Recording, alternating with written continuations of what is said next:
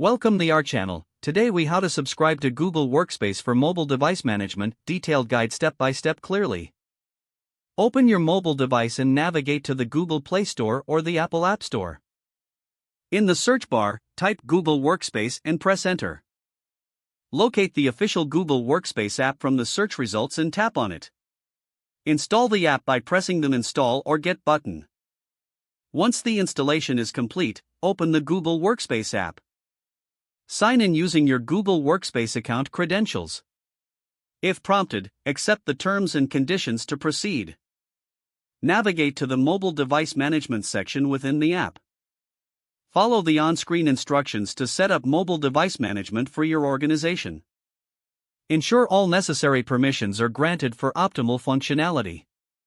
Once setup is complete, enroll your device in the mobile device management system.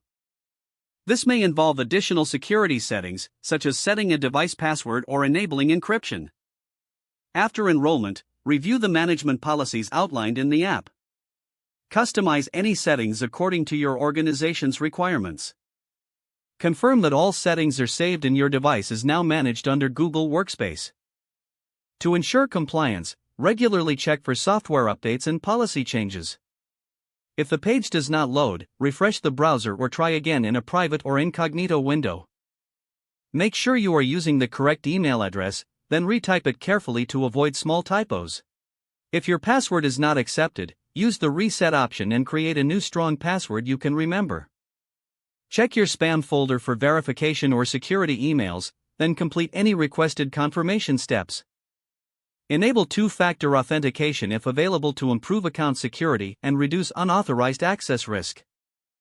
After signing in, review your profile details so your contact information and settings are accurate and current.